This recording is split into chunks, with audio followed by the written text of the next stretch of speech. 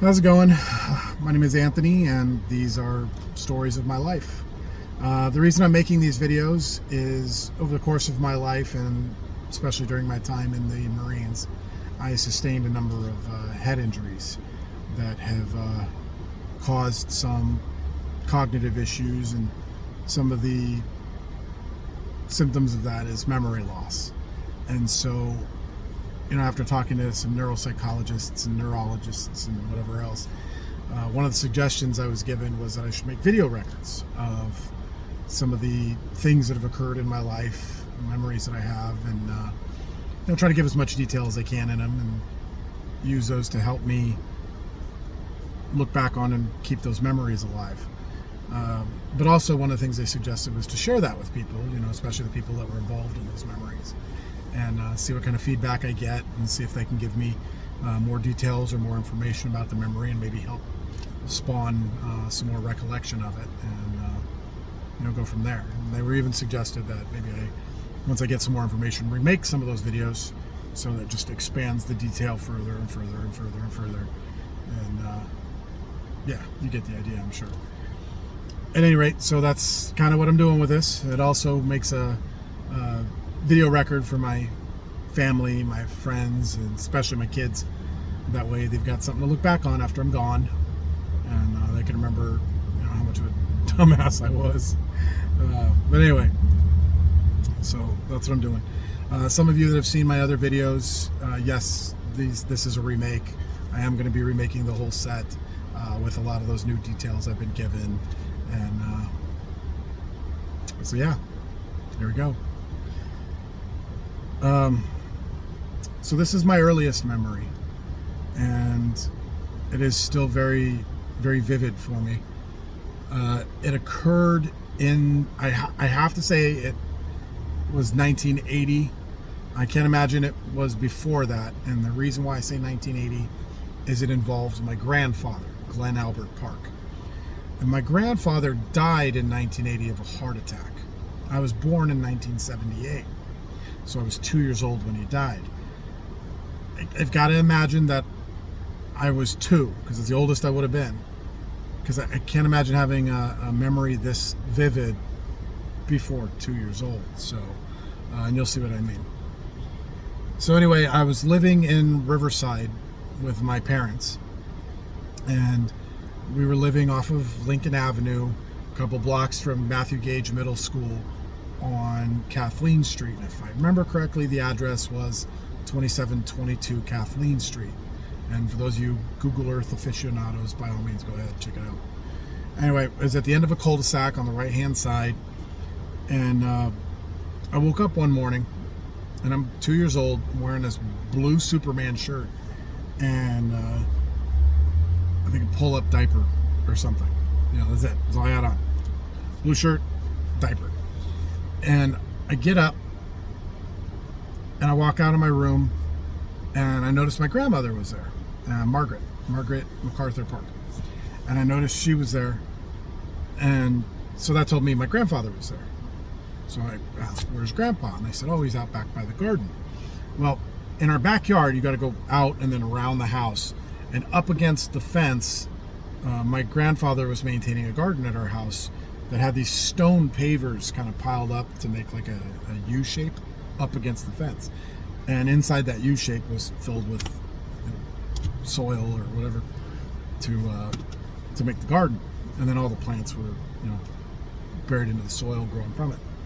So I go running out of the house, and the reason why I think it was morning is the grass was still wet, and I can remember running out and feeling the cold, wet, in my toes and my feet, and splashing up on my legs.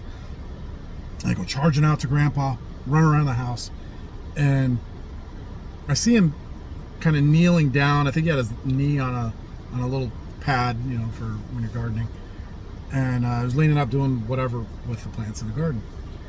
So I go running out there, run up to him, "Hi, Grandpa," and he's hi, and I run up to the stone pavers, and I want to climb up there where he's at. And it was only like 1.5 feet, maybe 2 feet, but for being 2 years old, that's a pretty good climb. So I finally get my way up there, and finally get up there. I'm standing on top of the stone pavers and looking at the plants. And my grandpa's talking to me. I don't remember for the life of me what he was saying, but I'm looking at all these plants and I can see that there's just like pretty good variety. But there's this one plant that caught my attention. And it was growing up through this square wire cage. And, you know, growing up through it, and it had what reminded me of Christmas tree ornaments hanging off of them. And so it's in this wire cage, Christmas tree ornaments, you know, little orange ones, but either way, there's ornaments hanging off of it. So I'm like, ooh, what's that? And he says, that's a tomato plant. Oh, I know tomatoes, because now I'm thinking of the tomatoes that my mom has in the kitchen. And she'd get, you know, various sizes, and some of the ones that she got from Stater Brothers were these gigantic freaking things that I swear were like the size of my head. Of course, it was 2, so they probably were. But anyway, I remember they're good sized tomatoes. So now I'm looking at these tomatoes, and these are tiny little suckers, right? And so I'm like confused. But they're so small, Grandpa. And he says, well, those are cherry tomatoes. Like, cherry tomato? Wait, I know cherries. My dad loves cherries. So I know what cherries are. I've eaten them all, tons of them. So I'm like, cherry tomato. Wait, what? Cherry. Okay. Then I asked my grandpa, I said, do they taste like cherries? He says, no, they taste like tomatoes. Wait, what? So mine's blown, right? So he says, here. I almost had a look on my face when my grandpa grabbed 2 of them, pulled them off the plant, handed me one. He says, try it. And he pops it in his mouth, chews it up, swallows it. So I'm thinking, I can do the same thing. So I grab it, I throw it in my mouth. Of course, I'm little. So I throw it in my mouth, and just tomato juice just flying everywhere, pouring down my face, all over my shirt. And my grandpa just starts laughing hysterically because it's just everywhere. He's just cracking up. I can still remember that. I don't remember anything else after that, but I can remember that. And yeah, that's where the memory ends.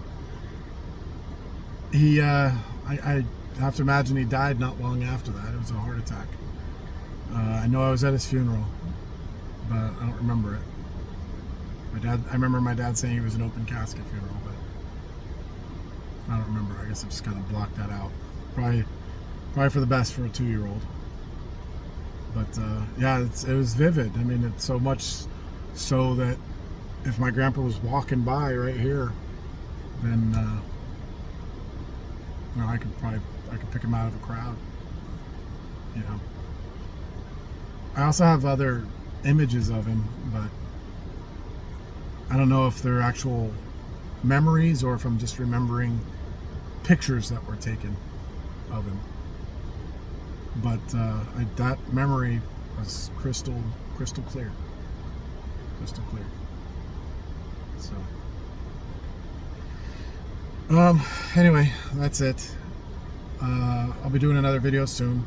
If you're curious to why I'm in the car, it's kind of hard for me to do this at home. My house is chaotic. So this is a good place. So if I have a few minutes, I can make one of these, and then I will. If you have any comments about the video, by all means, throw them out there. I'd love to read them. If you've got a memory that goes back this young, something like this, by all means, share it. I'd love to read what you got, because I don't know. It blows me away that I was 2 years old and I can remember something that clear. So, anyway, thank you so much for watching. We'll get a new video out to you soon. I appreciate it.